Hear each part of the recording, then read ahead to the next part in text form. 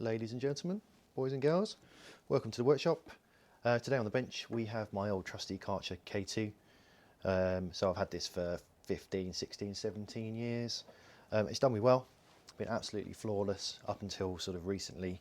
I went to use it and it no longer works. So today we're going to strip it down, hopefully get to the bottom of the issue, and with any luck revive it so it can give me another 15 years of use with any luck. So without further ado, let's start stripping it down. So I know, pull that bit of front plastic off, and I will zoom back in a minute, but let's start breaking it down and go from there.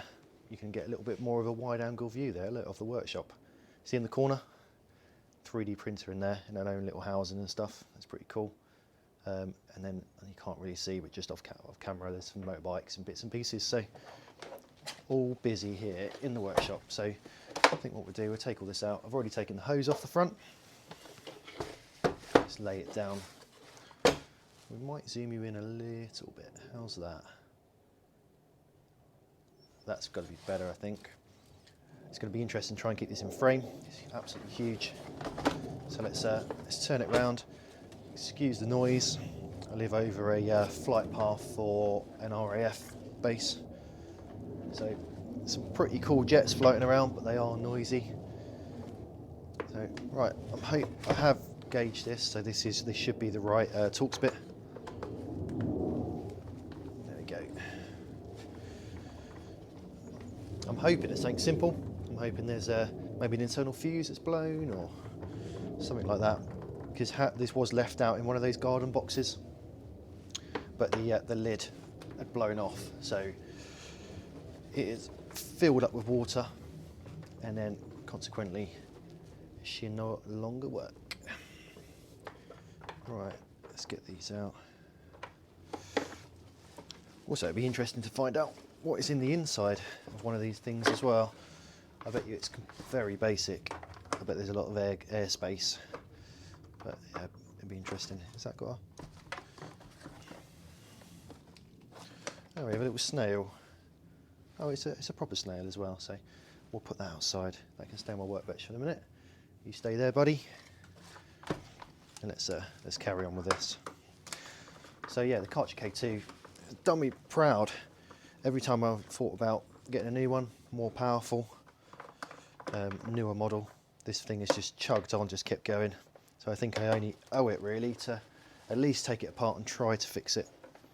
No guarantees I can, but I'm guessing it's pretty simple inside. We shall find out. I have no clue, if I'm honest, about what I'm going to find inside here, and whether it's something I'm going to be able to fix. But like I said, it would be very nice to get it back and working again. I'm going to pause the video because there's about 1 million screws. So 1 sec. All right, back again. I think I've got all the screws out. There's one there that's not. There we go. So I think this looks like it's loose. It's tight still, tight on this side. Oh, there we go. Oh, what have I missed? Oh, I've missed 2 screws. Do these wheels come off? There we go, brute force always wins the day. Push, there we go, cool. Get these off.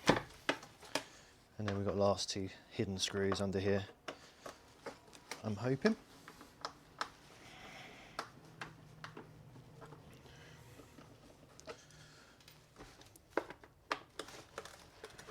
Right, take this last one off. Hopefully we're sort of in frame there, sort of in focus. So it makes a change to working on different tools, not the DeWalt specials I've been working on. So yeah, you can see the state of this. So fairly well built, very sharp though, not particularly well moulded, but I guess this is a DIY level of pressure washer. This is not professional by any means. Okay, that pulls off.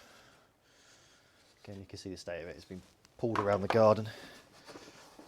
And then we have 2 more screws. Right, let's undo these.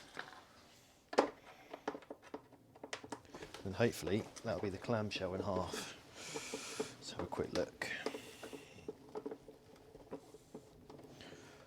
That's one. I just realised I got an impact gun that I could just chuck this Torx bit onto rather than using the screwdriver. I mean, really, I have to start using it. Well, as a quick update, this, so I've used it a bit more now, it's starting to get a bit more dirty. I think the dingus end on the end seems to grab, well, look, you can see the metal's come off it a bit. It seems to grab onto the sockets really hard, and once I use it, I feel like it's actually wearing this end away. So that'd be interesting to see how that sort of that fares over a bit of a longer time. I have used it quite hard recently, but this should not be the consumable part. So it'd be interesting to see how that goes. But I'll carry on using it, and then I shall report back. So what have we got? Can't be any more. Let's have a look. Okay, that's good. Oh, look at that. Right, so this is... Does that pull off? Yeah, it does. Oh, protect from frost. To be honest, that might have been what killed it. It's probably left under pressure, and then with the it full of water and it's frosted, it's probably blown something. So again, fairly chintzy sort of casing on here, quite flexible, almost Tupperware like, but I say we don't really expect too much more from a DIY sort of level of product. PPs, polypropylene.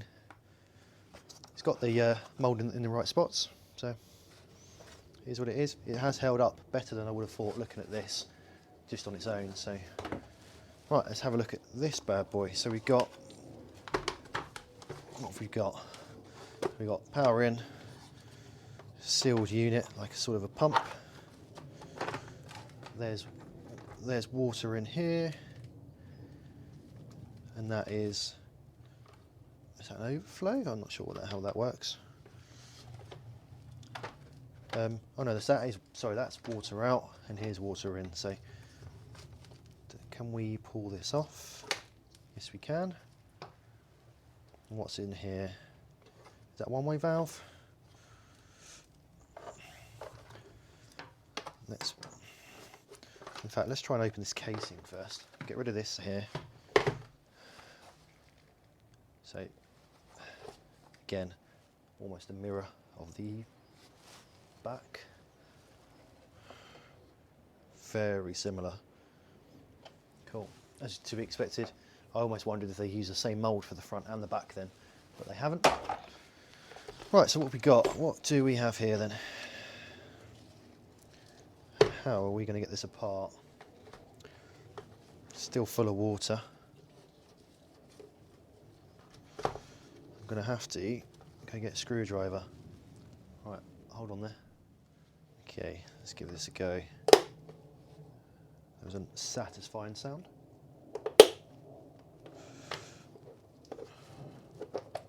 Okay, can we flick it round, do the same? No. Couple of little tabs here. You can hear how busy the planes are at the minute. Luckily, it's only generally during daytime. Here we go. Using the smallest screwdriver. Let's go for a slightly bigger.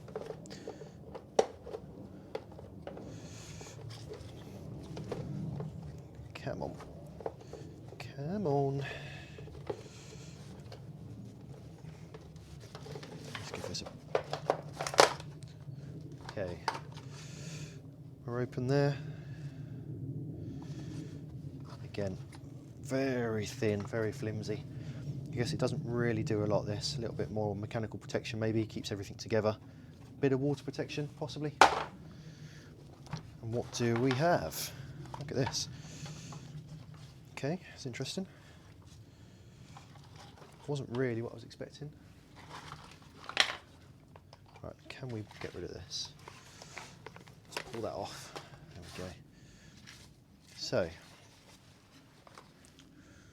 what do we have for you here? So, is that a... No, so it's a brush motor, just an open sort of casing. I wonder if the brushes are on their way out. It looks like there's plenty of carbon on there. Let's give this a... Just pull that out of the way. Hopefully I'm sort of in frame there. In fact, I can see the brushes look okay. Let's pull that there. Oh, can we get these brushes out? Let's try and pull this back out, this spring back in. I don't want to break the brush on it. How's that? So what I've done now, I've just pulled the spring. There we go. And I don't want to...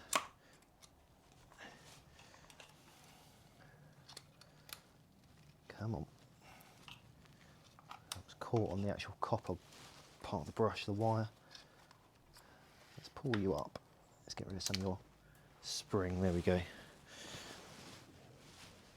was a bit worried I was going to break that, but then that brush. So let's pull this out. I don't think this would be the thing that's failed because it worked absolutely fine until it was left out.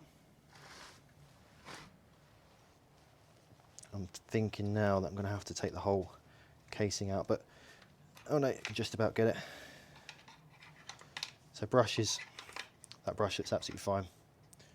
Quite a nice wear pattern on that. Hoping you can see that. So that's decent, I'm happy with that. So what else do we have then? So we've got, is this a switch here? Probably should be the first thing we go for. Let's put that there. What's in here? Is this some sort of mechanical switch or some sort of... I don't know, let's have a look. Pull this out of this casing. Oh, here we go. Let's zoom you out a little bit. So that's better. I could do with drying off this mat a little bit. Let's shut this down. So I'm guessing this will be the first port of call. What is that? Is that the on-off switch? Yeah, I think it is. That's crazy that. Look how flimsy that is. That's interesting. I was not expecting to see that. So what have we got here? Is this a... Is it marked up with anything? Yep.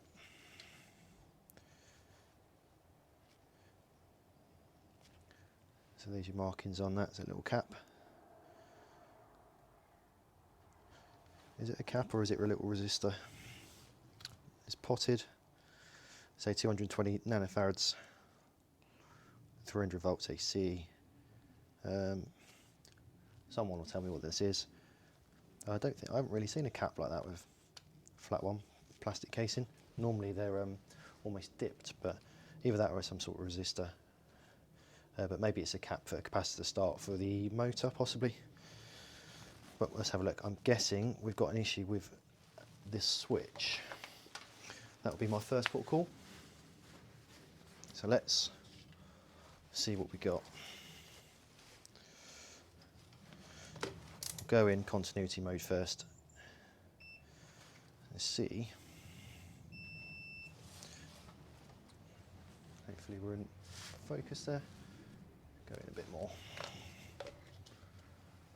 Let's see if we've got anything between the poles.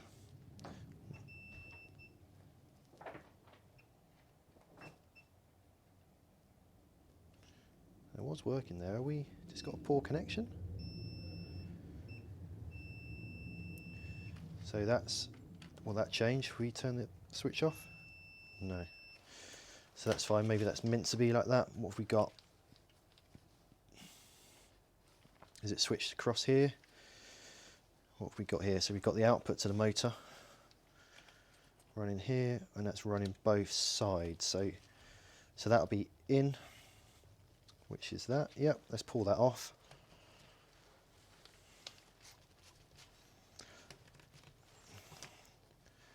In fact, I'm pulling the whole switch gear out, which is probably for the best, but let's just pull these little tabs off, or maybe not. I don't want to break them, but let's go, I tell you, in that case, let's go behind. Let's see if we've got continuity behind without pulling anything else off. So like I said, we've got power in, here and here, and it's mains power. I'm going to zoom you out a bit and go back to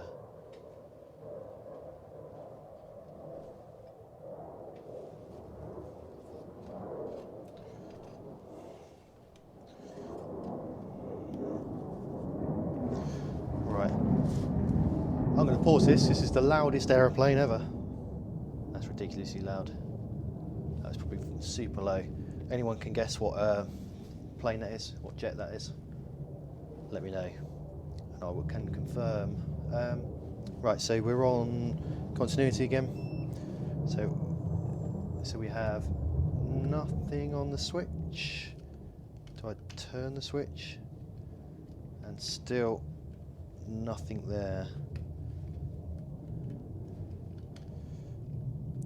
So looks like the guess of the switch is about correct. So what can we do? Can we bridge this? If I can get these off, let's get some pliers. We'll get these connections off. We'll bridge them and we'll start her up. I've got to be super careful because it's mains. So let me just grab some pliers. Still got the aeroplane circling in the background. Well, there we go. It's actually pulled the switch out by the looks of it. Be interesting if I can pull this whole block out. Interesting to see. There we go, look at that. Okay, quite simple switch.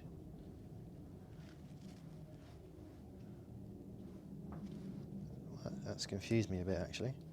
So what's stopping that from running permanently? Because that's continuous, that's strange. Oh, hang on, there we go. So there'll be these contacts. So that's got open and close. They look a little bit burnt actually. A little bit black in there. Hopefully you can see that.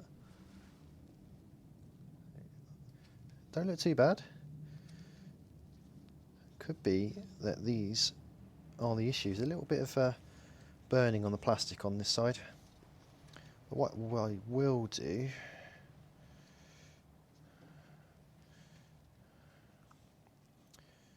is, let's just double check we've got the right side. And we'll go directly onto, well, in fact, if we just reconnect this, make sure those are actually seated right, that will just give us a pathway so we can push this straight back on and then go from there. So let's whack these back on. And then I'll check, there should be continuity between the top and the bottom if I pull the switch out, which I have. Very cheap switch on this, so then that pushes just back in there. And then this will do the same, hopefully. Maybe it just needs a bit of glue and maybe a little bit of sandpaper just to buff off those contacts a bit. So in theory, we should have continuity now between the pair of them. So let's. Sorry, I'm having trouble connecting to the internet. It looks like there's an issue with the router and Echo device. So try restarting them. Okay. Thanks, Alexa. Right. So that's good. Oh, come on. Thanks, Echo. Always listening. Scary, really, because I didn't know it was even on in the workshop. So, continuity there. And continuity there. So, in theory, that's bypassed the switch now. So, if we plug her in, I am going to stand well back. And it should do its little twisty, pokery, jumpy thing. That should prime, or try to prime. Grab that piece of cloth and throw it across the workshop. So that's now free. Saying that, it won't do anything with that brush out. So let's put the brush back and then let's give it a plug in and see. Okay, we're in. I'm just about to turn the power on. I'll stand well back in case it sparks. So let's see if we get anything. Holy shit, that scared the life out of me. I think I almost bit my tongue. Oh no, I've broken the... No, I've broken the silicone mat. I have turned it off, by the way. But that's a good start. That threw out some God knows what as well. Probably shaved the brushes by about 3 or 4 mil. Good. Happy with that. Let's rebuild the switch then. Okay, I'm going to leave it there, I think. So I will come back to you as soon as I fix the switch. We'll put everything back together. Look at that. That's a super basic switch, isn't it? Let's zoom in a little bit. So all you do is turn this piece of plastic here, and then that pushes these 2 little arms up and back down again. That's as basic as you can get. And obviously when it pushes the arms up, it then pushes the contacts apart. So what I'm going to do, I will give the contacts a good clean up. We'll put everything back together. Double check a few little bits, give it a quick brush down. Nice and dry in here, which is good. I thought it was going to be super wet. We'll get it back together, get the casings back on, and then we can hopefully clean my car, because it looks a bit like a swan monster at the minute. So yeah, awesome. Happy with that. Another success. So yeah, I'll catch up with you as soon as it's back together.